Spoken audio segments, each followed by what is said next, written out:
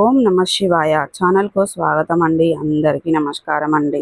ఈరోజు ఈ వీడియోలో మనం కన్యా రాశి వారి యొక్క జాతకం గురించి తెలుసుకుందాం. వీరి జీవితానికి సంబంధించినటువంటి ప్రధానమైనటువంటి అంశాలు ఏంటి, అలాగే 2026వ సంవత్సరం మే 22వ తారీఖు శుక్రవారం రోజున అనగా రేపటి రోజున దినఫలాల ప్రకారం రేపటి రోజు జరిగే అటువంటి పూర్తి అంశాల గురించి తెలుసుకుందామండి. శ్రీ కంచి కామాక్షి అమ్మవారి జ్యోతిశక్తి పీఠం.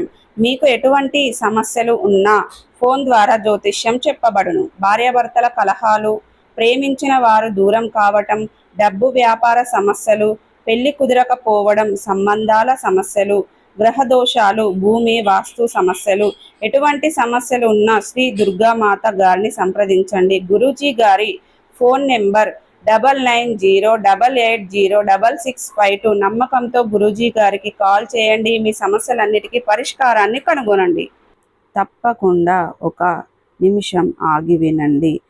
ఈ వీడియో స్కిప్ చేయకండి, పూర్తి వరకు వినండి. ఎందుకంటే రేపటి రోజున మే 22వ తారీఖు శుక్రవారం రోజున మీ జీవితంలో ఒక ప్రత్యేకమైన మలుపు తీసుకొచ్చే రోజు అన్నమాట. ముఖ్యంగా ఒక వ్యక్తి వల్ల, ఒకే వ్యక్తి ద్వారా మీ జీవితంలో హఠాత్తుగా ఒక మార్పు అనేది రాబోతుంది.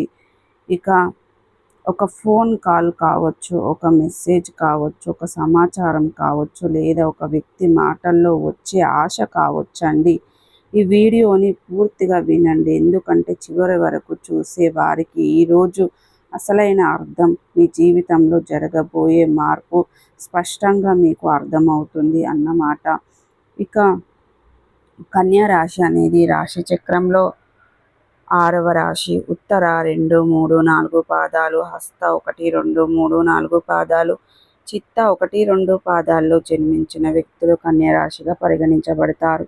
ఈ రాశికి అధిపతి బుధుడు.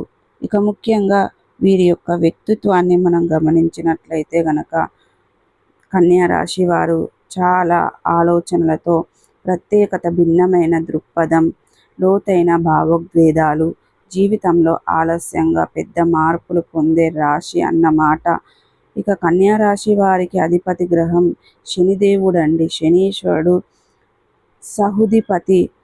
ఇక రాహు కొన్ని జ్యోతిష సాంప్రదాయాల్లో ఆది దేవత వచ్చేసి శనీశ్వరుడి స్వామి అండి. మీకు రేపటి రోజున కలిసి వచ్చే రంగు వచ్చేసి blue colour, purple colour, white colour, నీలిమం, ఊదా, తెలుపు రంగు. కలిసి వచ్చే సంఖ్య వచ్చేసి 4 మరియు 8 అన్నమాట. శుభ ప్రయాణం దిక్కు వచ్చేసి పడమర దిక్కు, వాయువ్యనం దిక్కు అన్నమాట.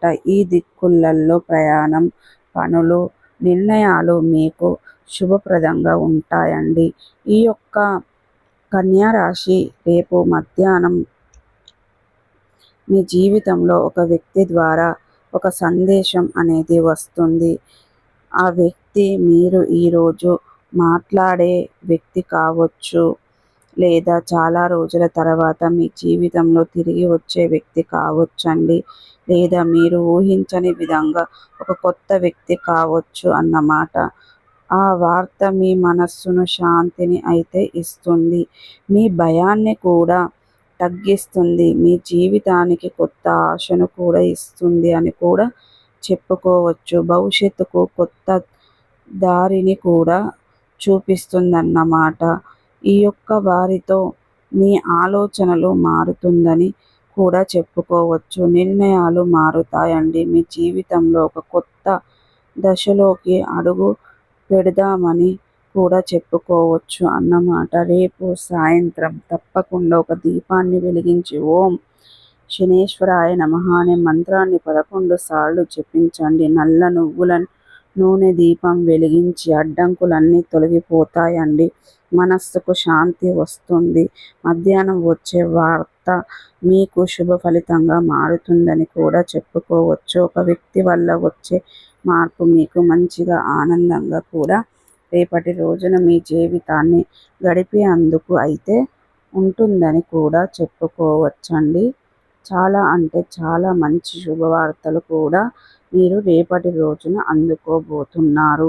సో చూసారు కదండి, ప్రతికూలతలను అనుకూలతలుగా మార్చుకోవడానికి శివదేవతారాధన, విష్ణు సహస్ర పారాయణం, శనిదేవునికి ఇష్టమైనటువంటి నలుపు రంగు వస్త్రాలను కానీ వస్తువులను కానీ పేదలకు దానంగా ఇవ్వండి.